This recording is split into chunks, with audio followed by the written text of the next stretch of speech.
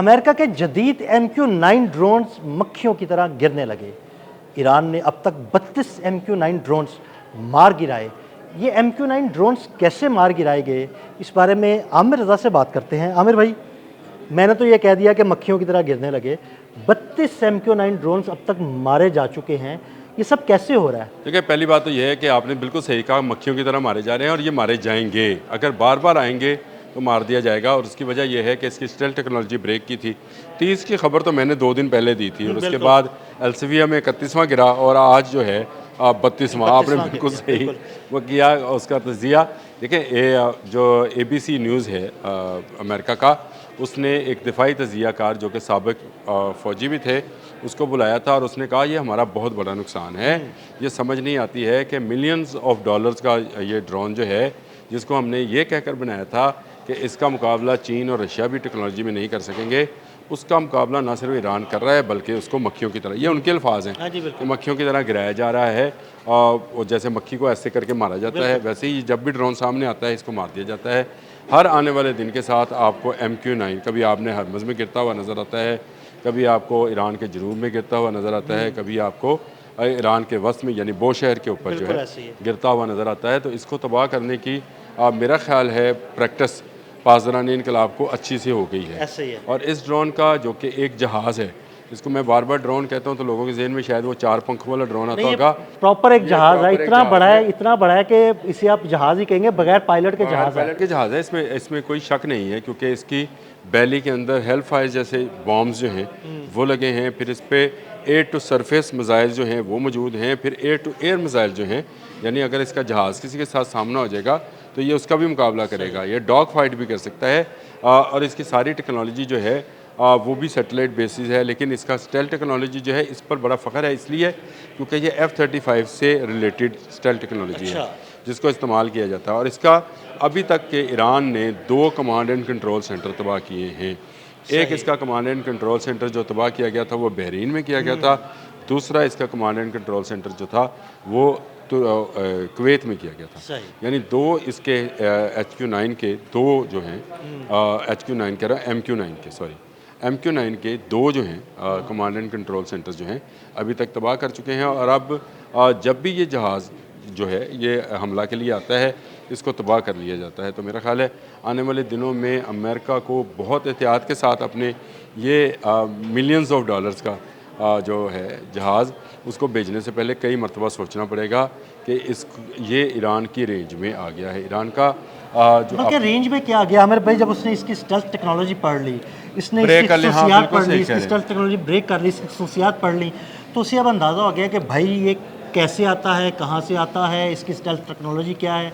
वो आराम से अपने फ़िज़ाई दिफाई निज़ाम के ज़रिए उसको पढ़ता है और तबाह करता है। और इसका जो ईरान का अपना बनाया हुआ दिफाई निज़ाम है वही इसके लिए काफ़ी है। बवार जिसको बोला जाता है, MQ-9 गिरा देना कोई छोटी बात थोड़ी है। आप इसको अगर कैलकुलेट करेंगे तो ये सिर्फ 32 इनकी अपनी जो लागत है वो तकरीबन 40-45 मिलियन डॉलर है।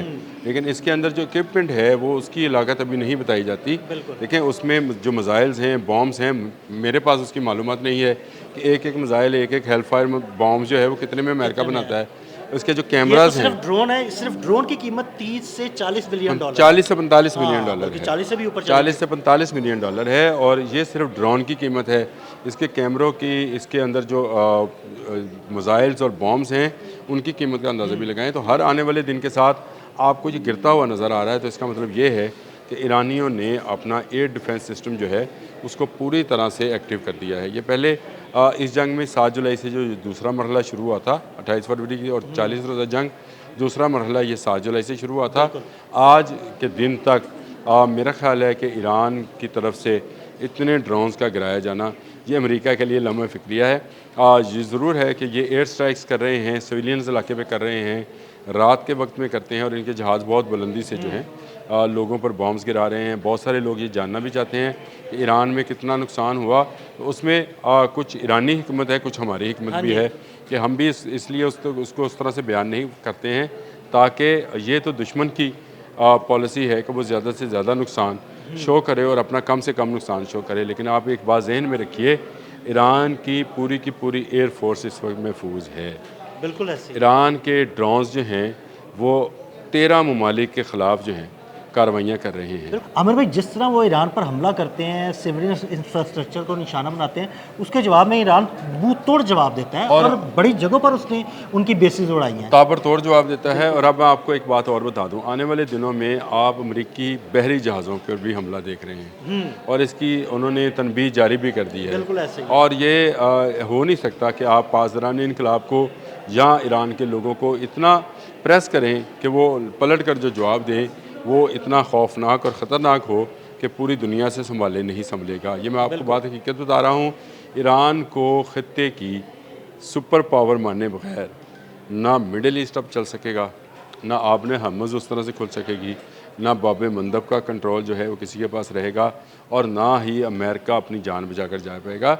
उसकी वजह यह है कि वो मरने मारने पर आए हुए हैं। उन्होंने जो तहिया किया है, शायद उन्होंने अपनी जानें देने की कस्में खाई हैं। वो डरते नहीं हैं। उनके जितने पासदारान इनकलाब के जर्नल्स हैं, ये उनकी बका की जंग है ना, बका की जंग है, उनके बका की जंग है। और बका की जंग जब कोई लड़ता है तो वो अपनी जान थैली में रख कर कर लड़ता है। उनके बच्चों की जान, उनकी फैमिली की जान, सबको ख़तरा है।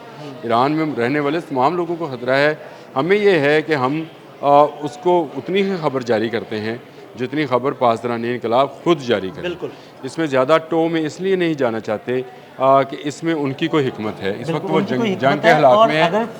फॉरेन मीडिया कोई खबर दे रहा है तो उसमें किस हद तक सदाकत है, इस बात का पता नहीं चलता, क्योंकि तमाम मीडिया इस वक्त ट्रंप के कंट्रोल में है। वो एग्जैजरेट करेगा, वो ईरान की तबाही को एग्जैजरेट करते हैं, अपनी तबाही को तो वो छुपाते हैं और छुपा रहे हैं। ये आपको जो 3 फौजी नज़र आ रहे हैं, ये एक्चुअली में तो 3 नहीं हैं। ये मैंने आपको कहा कि सिर्फ 1 इराक में और 2 जॉर्डन में। सबसे ज़्यादा हमले बहरीन और कुवैत में होते हैं। तो क्या बहरीन और कुवैत में जो मिसाइल और ड्रोन्स गए थे, उन्होंने ये कहा कि पीछे पीछे हो जाओ, असि डिगना है? ऐसे ही है। ये तो नहीं है। और ताक का निशाने बांध रहा है ईरान, और ईरान को पता है कि किस जगह पर जो है वो डिप्लॉयमेंट है और कितने फ़ौजियों की है, कहाँ इनके घर बने। ये कुछ ढकी छुपी बात है नहीं कि चाइना और रशिया के सैटेलाइट्स जो हैं पल पल की खबर ईरान को देते हैं। और यही वजह है कि इनका MQ-9 जो है वो कामयाब नहीं हो पा रहा है। इनको सबसे ज़्यादा भरोसा शायद MQ-9 पर था, क्योंकि ये सर्वेलेंस भी कर सकता है और ये हमला भी कर सकता है। ये जो है एयर टू सरफेस मिसाइल भी गिरा सकता है, बॉम्ब्स भी गिरा सकता है, air to air missiles combat में भी ये काम आ सकता है। तो इस पर इनका बुरा भरोसा था, ये भरोसा उनका टूटा। पहले उनका F-35 का भरोसा टूटा था कि इसको गिराया नहीं जा सकता, 2 गिरा लिए। इनके जो KC-135 थे वो बेशुमार गिरे, और अब इनका जो है F-18 गिरा लिए। F-18 गिरा। अब इनको जो है ये इसकी बका की जंग लड़ रहे हैं कि जी किसी तरह MQ-9 जो है इसको भी हम बचा लें, लेकिन ये बचेगा नहीं। 32 गिर चुके हैं और मेरा ख्याल है जब तक ये व्लॉग हम अपलोड करेंगे शायद एक आध ड्रोन और भी गिर जाए, क्योंकि जब आप उसकी स्टेल्थ टेक्नोलॉजी को ब्रेक कर लेते हैं, जब आप उसको पकड़ लेते हैं, तो फिर जब भी ये मूवमेंट होगी तब तो चलेगा। और मेरा अपना ज़ाती ख्याल है, मैं किसी मीडिया के हवाले से ये बात दिल भाई नहीं कर रहा, कि चीन इसकी रिपोर्टिंग कर रहा है। हो सकता है। और ये स्टेल्थ टेक्नोलॉजी जो है ये इंफ्रारेड की मदद से चीन ब्रेक कर रहा है और बता रहा है कि एक ड्रोन कहाँ से चला था, कहाँ गया। इसीलिए अब तक इस ड्रोन के 2 कमांड एंड कंट्रोल सेंटर्स जो हैं उनको तबाह करने में ईरान कामयाब हुआ है। ये एक बड़ी कामयाबी होती है कि आप दुश्मन का वो हथियार जिस पर उसका सबसे ज़्यादा भरोसा हो उसको आप तबाह कर दें। तो ईरान ना सिर्फ ख़ुद के जो मिसाइल्स और ड्रोन्स हैं वो मिडिल ईस्ट में अमरीकी अड्डों पर फेंक रहे हैं, बल्कि अमेरिका से आने वाले जो मिसाइल्स हैं, एक मिसाइल भी उन्होंने नकारा किया है। जी बिल्कुल। और उसकी खबर भी हमारे पास मौजूद है, वो भी उन्होंने नकारा किया, बैलिस्टिक मिसाइल। और इसके अलावा उन्होंने जो है ड्रोन्स जो हैं, एक को जिंदा मैं फिर कहता हूँ जिंदा पकड़ लिया, यानी लाइव उसको, मतलब उसकी अभी वो थी, उसको पकड़ लिया, और दूसरा जो है उन्होंने तबाह कर दिया। और अब तक तबाह होने वाले ड्रोन्स की तादाद 32 हो गई है।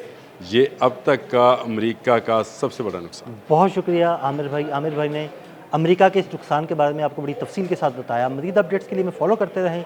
अदील अहमद और आमिर रज़ा को इजाज़त दीजिएगा। अल्लाह हाफ़िज़।